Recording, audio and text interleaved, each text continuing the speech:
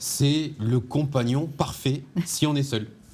Et qu'on veut aller se balader, par exemple, tout en apprenant. Voilà, c'est ça. Alors, pas seulement si vous êtes seul, c'est un compagnon qui est assez exceptionnel parce qu'il va vous proposer, avec votre petite famille, tout un tas de multi-activités.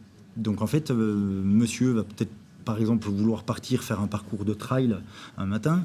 Madame aura envie d'aller faire une randonnée de découverte sur un château ou l'inverse. Voilà, parce que chacun a sa propre activité au sein de sa famille. Et vous allez pouvoir trouver, par exemple, pour les enfants, un audio guide pour aller visiter, par exemple, un parc animalier.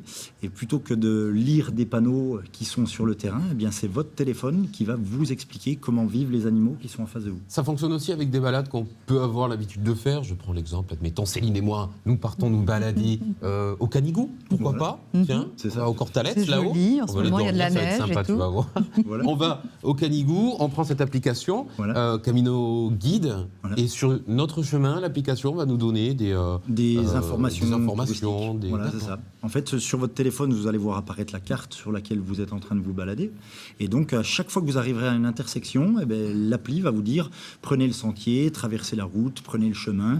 Et d'un seul coup, on aura enregistré en fait à un point panoramique des informations touristiques qui vont vous dire sur votre gauche, vous apercevez la vallée de Villefranche-de-Conflans. N'hésitez pas à aller visiter et faire la visite du train jaune, etc., etc. Et justement, comment vous faites pour référencer telle ou telle activité Comment ça se passe? Alors, on fait appel à des référents. Les référents, en fait, c'est des socioprofessionnels qui sont généralement des moniteurs ou des accompagnateurs montagne qui sont en auto-entrepreneur et en individuel.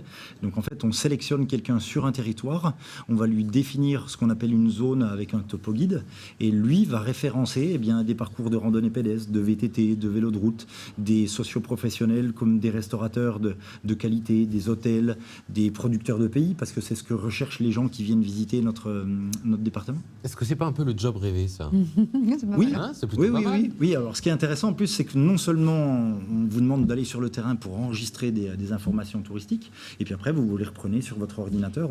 On a un logiciel qui permet à des professionnels aussi de créer leur propre service, leur propre parcours audio guidé. Et toutes les activités sont référencées. Par exemple, Loïc est amateur de curling. S'il veut taper curling dans le département, il va trouver? Oui, alors il n'y a pas forcément, à ma connaissance, beaucoup de gens qui proposent du curling. Oui. Voilà. C'est étrange. Justement, c'est difficile de les trouver. Mais donc on a différents topo-guides qui sont déjà actualisés et qui fonctionnent sur les Pyrénées-Orientales. On a donc le topo de la Cerdane-Cap-Cyr. L'application est en service. Elle est en service, oui, déjà depuis 1 an maintenant. Donc on a la Cerdane-Cap-Cyr, on a le Val-Espire, on a le Conflans. Ce printemps, on sortira le Fenouillède, les Aspres ribérales, la côte du Roussillon. Donc en fait, on est en train de référencer... Vous m'appelez le 66. Voilà, on est pour l'instant sur le 66, mais on a déjà en fait des collaborateurs qui travaillent avec nous, une vingtaine de personnes qu'on vient de sélectionner dans la France tout entière, qui sont en train de nous préparer des topo-guides qui vont sortir pour ce printemps et pour cet été. Et est-ce que ce sera mis à jour? Parce que parfois, quand on part en randonnée, on a la mauvaise surprise de voir que en fait, c'est pas du tout comme c'est indiqué, parce que en quelques années, ça a changé. Il y a des éboulements, ils disent que c'est facile, mais en fait, c'est très difficile. Ou l'inverse. Oui. Alors, ce sera mis à jour de... Tout à fait. En fait, nous, on fait des mises à jour tous les 6 mois ou tous les ans. Et en fonction du terrain et en fonction des intérêts que peut avoir le socio-professionnel, le référent qui travaille avec nous, on va rajouter sans arrêt des données. Là, par exemple, on va travailler sur la ferme du Rialet, qui est une ferme pédagogique, qui nous a demandé de préparer en fait la visite en audio-guidage de sa ferme. Et donc, ça va rajouter de la plus-value, si vous voulez, à ce professionnel-là, qui va attirer de la clientèle sur son site pour ensuite leur vendre des produits locaux. Donc, vous allez décider de quels endroits vous allez référencer, mais les clients, les professionnels du secteur peuvent également vous contacter. C'est ça, tout à fait. C'est quoi le modèle économique de l'application? Alors, voilà. On paye au téléchargement, on paye un abonnement, c'est gratuit, comment? Alors, l'application est gratuite, elle fonctionne aussi bien en français, en espagnol et en anglais. Toutes vos fiches sont traduites instantanément. Et donc, le modèle économique, c'est qu'un annonceur qui est un restaurateur, un hébergeur, etc., va pouvoir faire appel à nous pour qu'on référence son activité dans le topo guide qui le concerne. Et après, on a des institutions comme les communautés de communes, les offices du tourisme, les mairies, les comités départementaux de tourisme qui commencent à faire appel à nous en nous disant vous avez sorti un topo guide qui est intéressant, mais non, on aimerait encore y rajouter encore plus de contenu.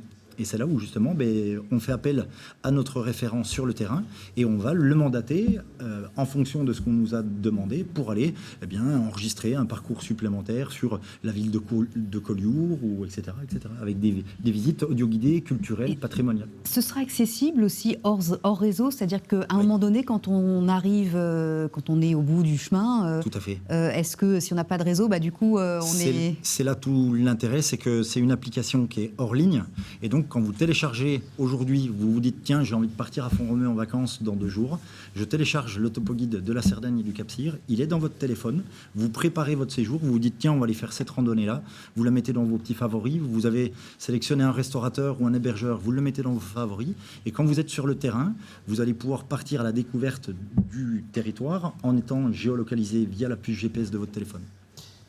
On a vu sur les images une touche SOS sur l'application. Oui. Alors en fait, c'est un moyen pour nous de proposer aux gens qui ne connaissent pas forcément le territoire qui vont aller découvrir, de leur proposer une sécurité. Et en fait, le téléphone, quand il sera posé dans votre sac à dos, en fait, vous le posez bien verticalement et il va détecter une chute. Une chute, par exemple. Vous êtes en vélo, vous avez un instant où l'application reste immobile pendant 1 minute. D'un seul coup, l'appli va se mettre à émettre un son en vous disant attention, déclenchement de l'alarme dans 1 minute. Si vous êtes conscient, vous allez pouvoir le stopper parce que vous étiez peut-être en train de faire un pique-nique et vous avez posé votre sac à dos et le téléphone est tombé malencontreusement. Mais si vous êtes inconscient, l'appli, vous aurez sélectionné un numéro de téléphone de votre conjoint, de votre conjointe, et l'appli va envoyer un message en disant attention, il m'est arrivé quelque chose d'anormal. Il est possible de déclencher même des appels en cascade au cas où le premier numéro n'est pas répondu? Oui, tout à fait, voilà, c'est ça. Ouais, c'est le genre d'outil qui a été pensé et qui est préparé à ce genre de situation. Et l'application, elle est gratuite? Oui, l'application est gratuite. Ouais. Est-ce que vous êtes devenu le meilleur ami des offices de tourisme? Alors, on n'est pas... Ce qu'il faut bien comprendre, c'est que je suis éducateur sportif et au tout début, quand j'ai rencontré Régis, qui est la personne qui a développé l'appli, je me suis dit, oh là là, mais en fait, cette appli, elle va me prendre mon travail. Et au contraire, en fait, elle me permet de proposer un autre service à ma clientèle. Quand, par exemple, j'ai un groupe qui me demande de sortir avec eux en VTT, en accompagnement en montagne, pour aller découvrir un site naturel à la demi-journée, eh bien, il se peut peut-être que pendant cette demi-journée-là, j'ai d'autres clients qui me disent, nous, on va à tout prix faire quelque chose à ce moment-là. En fait, si je ne peux pas répondre à leur attente, je vais pouvoir leur dire, j'ai développé des parcours qui vont vous être audio-guidés, et pour une somme qui est plus modique que celle d'être avec moi-même, vous allez pouvoir partir à la découverte d'un site naturel, comme si j'étais là, avec vous. Merci parce que vous Frédéric. aurez des photos, etc. Merci bien. Juste rappelez-nous le nom de l'application. Camino Guide avec un K.